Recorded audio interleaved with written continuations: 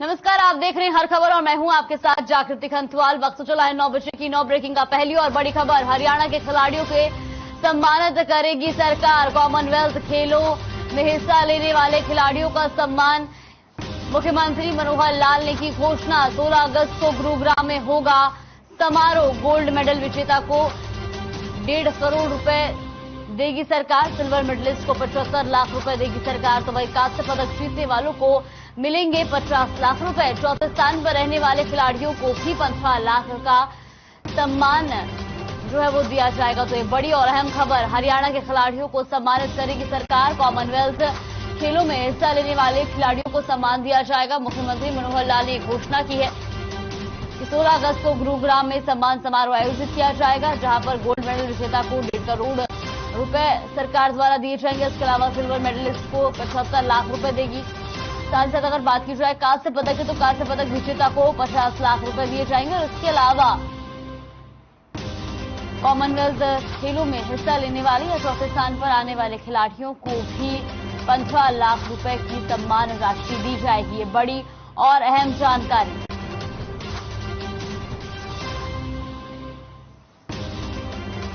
बड़ी खबर आपको बता दें, हरियाणा के खिलाड़ियों को सम्मानित करेगी सरकार। कॉमनवेल्थ खेलों में हिस्सा लेने वाले खिलाड़ियों का सम्मान किया जाएगा। मुख्यमंत्री मनोहर लाल ने घोषणा की है। 16 अगस्त को गुरुग्राम में सम्मान समारोह होगा, जिसमें गोल्ड मेडल विजेता को 1.5 करोड़ रुपए सरकार देगी। इसके अलावा सिल्वर मेडलिस्ट को 75 लाख रुपए सरकार देगी। तो वही कांस्य पदक विजेता को भी 50 लाख रुपए की सम्मान राशि दी जाएगी।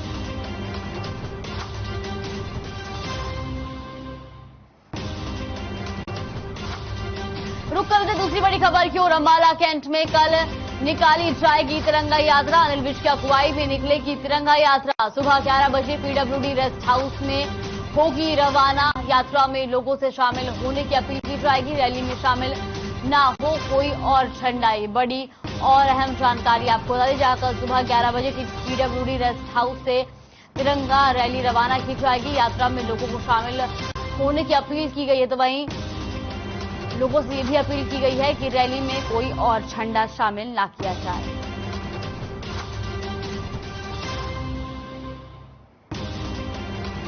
बड़ी खबर आपको बता दें, कल अनिल विज की अगुवाई में निकाली जाएगी तिरंगा यात्रा। सुबह 11 बजे पीडब्ल्यूडी रेस्ट हाउस से होगी रवाना। यात्रा में लोगों से शामिल होने की अपील की जाएगी। रैली में शामिल ना हो कोई और झंडा, ये भी अपील लोगों से की गई है।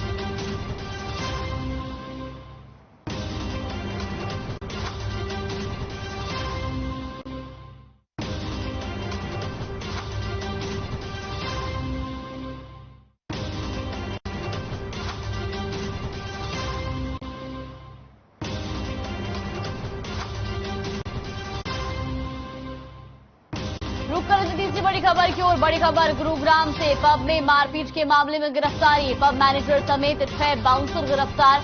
पब में युवक से की गई थी मारपीट। ये बड़ी और अहम खबर आपको बता दें, गुरुग्राम से बड़ी खबर आ रही है। पब में मारपीट के मामले में गिरफ्तारी हुई है। तो वहीं पब मैनेजर समेत 6 बाउंसर्स को गिरफ्तार किया गया है। सुबह 11 बजे PWD rest house pub manager समेत 6 बाउंसर्स को गिरफ्तार किया गया है। और पब में युवक के साथ मारपीट की गई थी, जिसके बाद इस पूरे मामले में अब पुलिस ने पब में मारपीट के मामले में 6 लोगों को गिरफ्तार किया है। तो पब मैनेजर समेत 6 बाउंसर्स को गिरफ्तार किया गया है।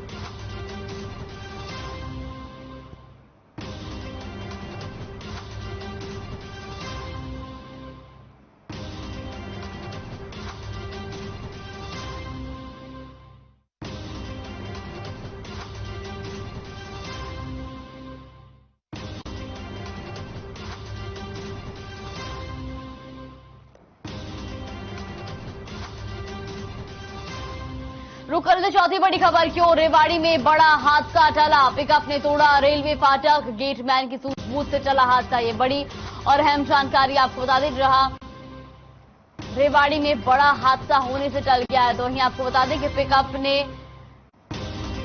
रेलवे फाटक तोड़ा और उसके बाद गेटमैन की सूझबूझ से ये बड़ा हादसा टला है। तो ये बड़ी और अहम खबर आपको बता दें, जहां रेवाड़ी में बड़ा हादसा होने से टल गया, तो वही पिकअप ने रेलवे फाटक तोड़ा है। साथ ही आपको बता दें गेटमैन की सूझबूझ से ये बड़ा हादसा जो है वो टला है।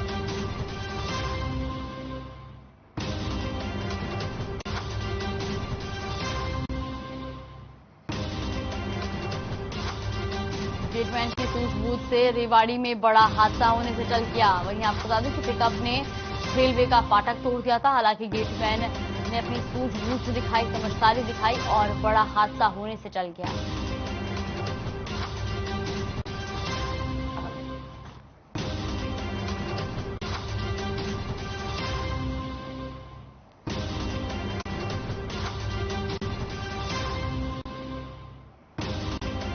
रुक कर दे पांचवी बड़ी खबर की ओर। आज देश को मिलेंगे नए उपराष्ट्रपति। जगदीप धनखड़ लेंगे उपराष्ट्रपति पद की शपथ। राष्ट्रपति द्रौपदी मुर्मू दिलाएंगी शपथ। दोपहर 12:30 बजे होगा शपथ ग्रहण समारोह। ये बड़ी और अहम जानकारी आपको बता दें, जगदीप धनखड़ आज उपराष्ट्रपति पद की शपथ लेंगे, तो वही राष्ट्रपति द्रौपदी मुर्मू उन्हें शपथ दिलाएंगी। दोपहर 12:30 बजे शपथ ग्रहण समारोह का आयोजन किया जाएगा। तो देश को मिलेंगे नए उपराष्ट्रपति। ये बड़ी और अहम जानकारी, जगदीप धनखड़ लेंगे उपराष्ट्रपति पद की शपथ। तो द्रौपदी मुर्मू उनको शपथ दिलाएंगी। वहीं दोपहर 12:30 बजे शपथ ग्रहण समारोह का आयोजन किया जाएगा। ये बड़ी और अहम खबर।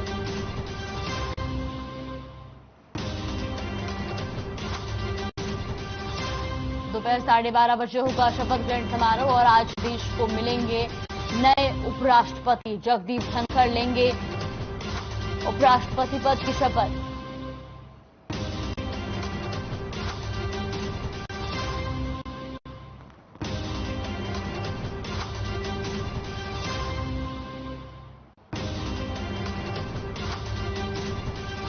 रुक करते छठी बड़ी खबर की ओर। बड़ी खबर, जम्मू कश्मीर के राजौरी में परगल आर्मी कैंप पर हमला। आर्मी कैंप पर हुआ आत्मघाती हमला। दोनों हमलावर आतंकी ढेर।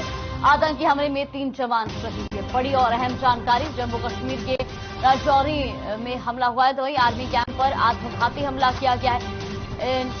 हमले में दोनों हमलावर आतंकी ढेर हो चुके हैं। हालांकि आतंकी हमले में 3 जवान भी शहीद हुए हैं। तो बड़ी खबर आपको बता रहे हैं, जम्मू कश्मीर के राजौरी में परगल आर्मी कैंप पर हमला किया गया, तो वहीं आर्मी कैंप पर आत्मघाती हमला हुआ है। इस हमले में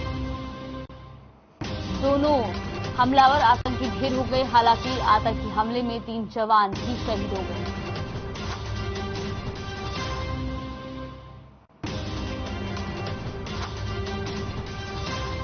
बड़ी खबर आपको बता दें, जम्मू कश्मीर के राजौरी में परगल आर्मी कैंप पर हमला हुआ है, तो वहीं आर्मी कैंप पर आत्मघाती हमला किया गया। हालांकि दोनों हमलावर आतंकियों को ढेर कर दिया गया, तो वहीं आतंकी हमले में 3 जवान भी शहीद हुए हैं।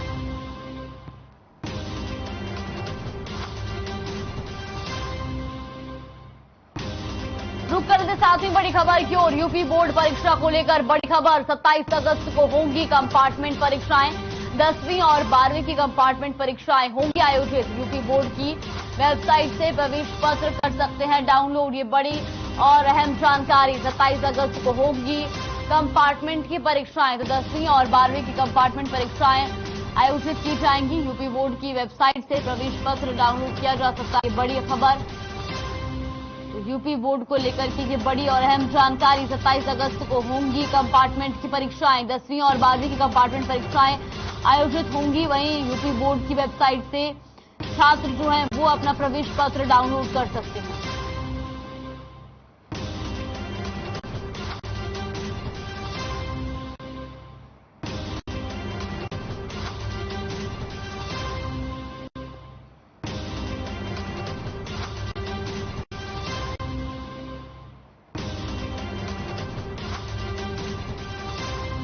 रुक करते हैं 8वीं बड़ी खबर की ओर। बड़ी और अहम जानकारी, प्रधानमंत्री नरेंद्र मोदी ने दी रक्षाबंधन के पर्व की बधाई।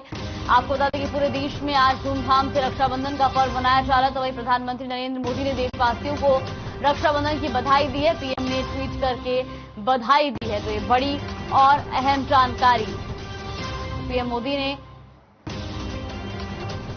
देशवासियों को ट्वीट कर रक्षाबंधन की बधाई दी है। आज धूमधाम से रक्षाबंधन का पर्व मनाया जा रहा है। जगह जगह तस्वीरें देखने को मिल रही है जहां बहनें अपने भाइयों के हाथ में रक्षा सूत्र बांधी नजर आ रही। तो वही प्रधानमंत्री नरेंद्र मोदी ने भी इस शुभ अवसर पर देशवासियों को बधाई दी है।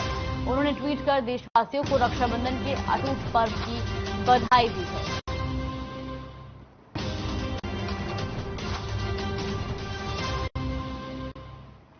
बड़ी और अहम खबर, पीएम ने ट्वीट कर दी देशवासियों को रक्षाबंधन की बधाई।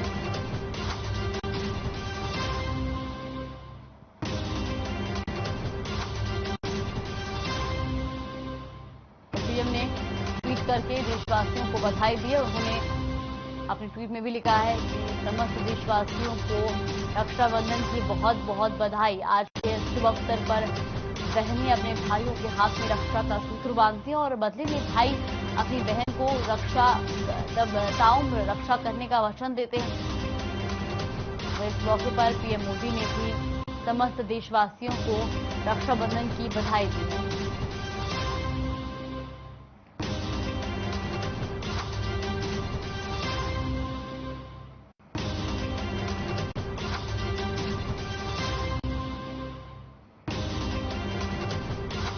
रुक कर दे 9 बजे की नवी और अहम खबर की ओर। अहम खबर, सीएम मनोहर लाल ने भी देशवासियों को रक्षाबंधन की बधाई दी है। ये बड़ी और अहम जानकारी, मुख्यमंत्री मनोहर लाल ने दी रक्षाबंधन की शुभकामनाएं। देश और प्रदेशवासियों को दी शुभकामनाएं।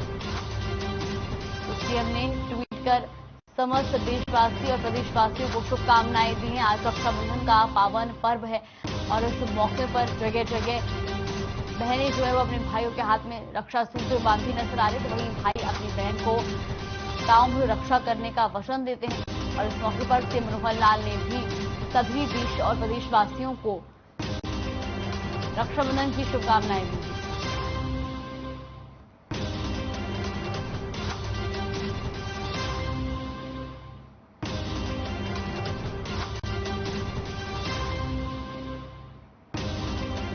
भाई बहन के अटूट प्रेम का पर्व रक्षाबंधन हर साल श्रावण महीने की पूर्णिमा को मनाया जाता है। भारत में और हिंदू धर्म में ये त्योहार बड़ी धूमधाम से मनाया जाता है। इस दिन बहनें अपने भाई के हाथ पर राखी बांधती हैं, तो वहीं भाई अपनी बहन की रक्षा करने का वादा करते हैं।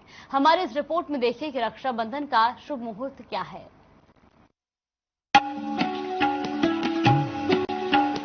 भारतीय धर्म संस्कृति के अनुसार रक्षाबंधन का त्योहार श्रावण माह की पूर्णिमा को मनाया जाता है। ये त्योहार भाई बहन को स्नेह की डोर में बांधता है। रक्षाबंधन का शाब्दिक अर्थ रक्षा करने वाला बंधन मतलब धागा है।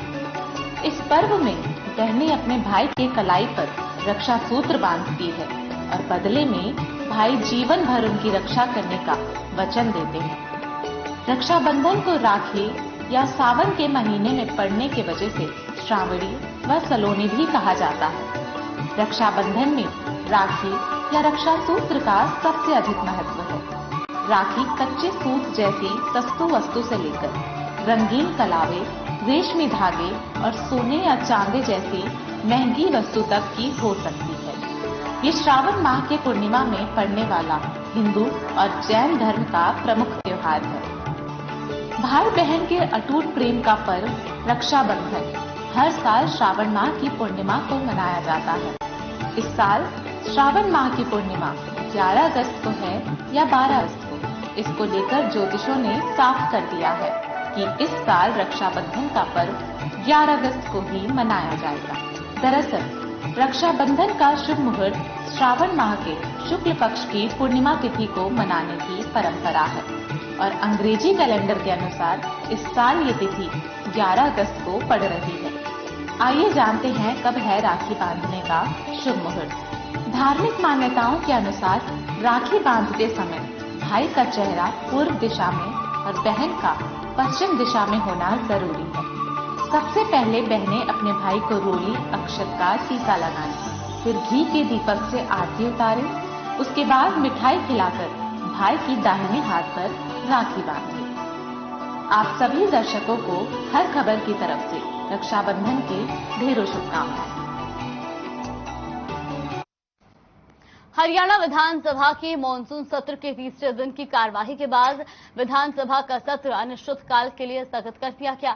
वहीं इससे पहले सदन में राज्य में अनुसूचित जाति के कर्मचारियों को पदोन्नति में आरक्षण के मुद्दे पर सीएम मनोहर लाल ने कहा कि राज्य में अनुसूचित जाति के वर्ग 1 और वर्ग 2 के कर्मचारी को सुप्रीम कोर्ट के फैसले और केंद्र की तर्ज पर पदोन्नति में आरक्षण दिया जाएगा। सीएम ने कहा कि अभी अलग अलग मामलों में सुप्रीम कोर्ट के निर्णय आने बाकी है। निर्णय आने के बाद सभी प्रक्रियाएं पूरी कर 3 महीने के अंदर अंदर इसे लागू कर दिया जाएगा।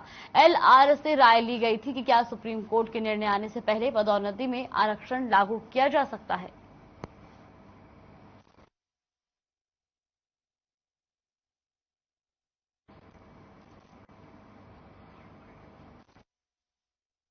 ठीक है कि रोहतक में मैंने जो घोषणा की थी उस घोषणा में 2 बातें और सही थी। साथ में मैंने कहा था कि केंद्रीय अधिसूचना और प्रासंगिक निर्णय यानी जो सुप्रीम कोर्ट ने निर्णय दिया है उन दोनों को मिला करके जो केंद्रीय स्तर पर जिस तर्ज पर ये क्लास ए और बी का पदोन्नति में आरक्षण का प्रावधान किया जाएगा वैसा हम करेंगे।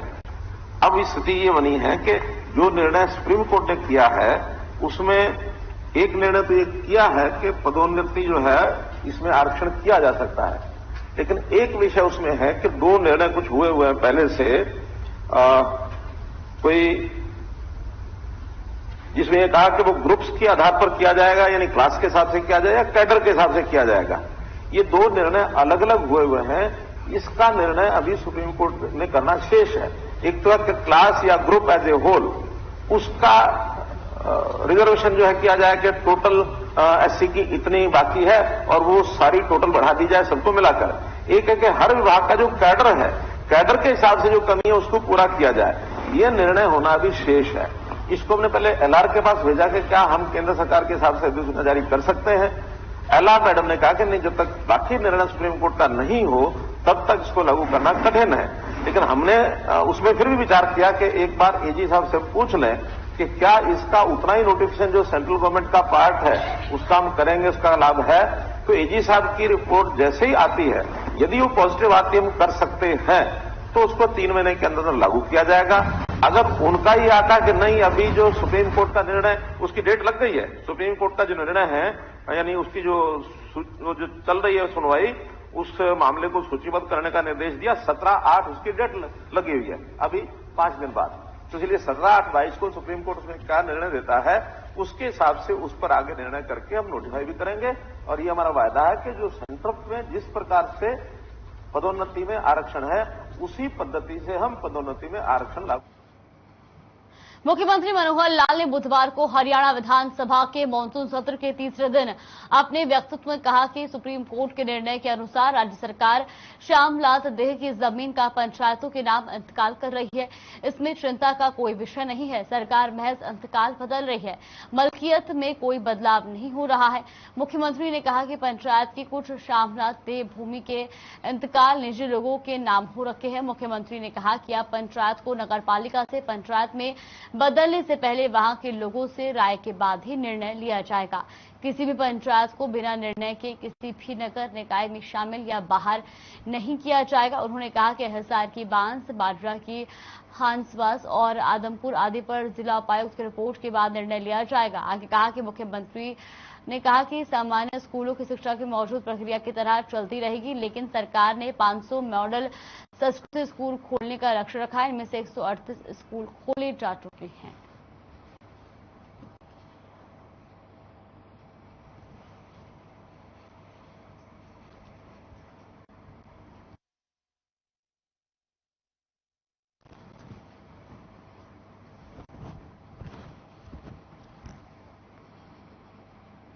तो वही नेता प्रतिपक्ष भूपेंद्र सिंह हुड्डा ने मानसून सत्र को लेकर बयान दिया है। उन्होंने कहा कि विपक्ष को बोलने के लिए पूरा समय नहीं दिया गया, साथ ही जनता के मुद्दों को उठाने का समय भी नहीं दिया गया। आगे उन्होंने कहा कि प्रदेश में कानून व्यवस्था चरमराई हुई है और भ्रष्टाचार चरम पर है।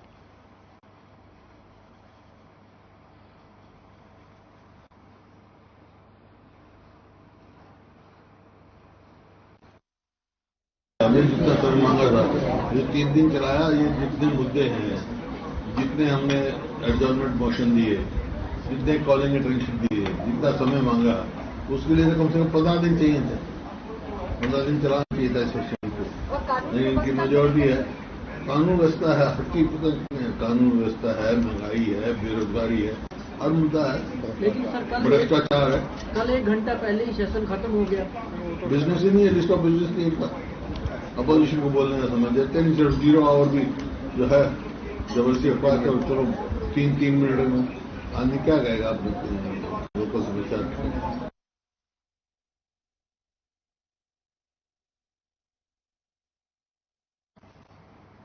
प्रधानमंत्री नरेंद्र मोदी ने हरियाणा के पानीपत में टूटी के एथेनॉल प्लांट राष्ट्र को समर्पित किया। ये 900 करोड़ रुपए की लागत से बनाया गया है और इससे न सिर्फ प्रदूषण में कमी आएगी बल्कि देश के अन्नदाताओं को भी लाभ होगा। प्रधानमंत्री ने केंद्रीय पेट्रोलियम मंत्री और शहरी मामलों के मंत्री हरदीप सिंह पुरी, श्रम और रोजगार राज्य मंत्री रामेश्वर तेली की उपस्थिति में वीडियो कॉन्फ्रेंसिंग के माध्यम से ऊर्जा संयंत्र को राष्ट्र को समर्पित किया गया। पानीपत में इंडियन ऑयल का दूसरा टूटी एथेनॉल प्लांट आधुनिक तौर पर तकनीकी से आवृत किया गया और उससे मोटर पेट्रोल के साथ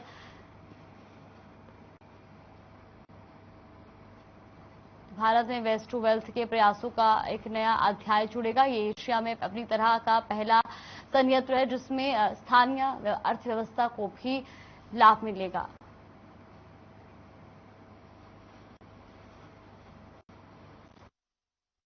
ऐसा है कि मैं इसको डिटेल में जाने से पहले पराली की एग्रीगेशन, जहां पराली अलग अलग स्थान पे से कलेक्शन होगा, उसमें एग्रीगेशन के लिए कुछ पैसा लगेगा। उसको हम राज्य सरकारों के साथ बात करके और तय करते हैं।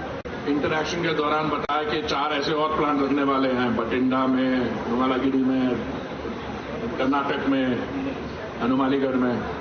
तो हर एक जगह जो लोकल स्थिति होगी, देखिए अल्टीमेटली पराली तो किसानों के खेतों पे से लेनी पड़ेगी।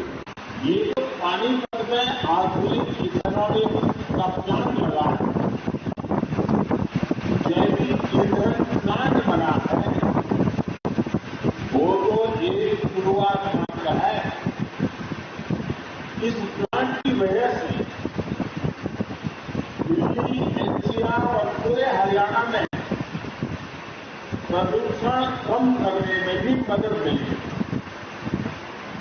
मैं हरियाणा के लोगों को विशेष रूप से मेरे किसान बहनों भाइयों को बहुत बहुत बधाई देता हूं। बुलेटिन में फिलहाल के लिए बस इतना ही। आप देखते रहिए हर खबर।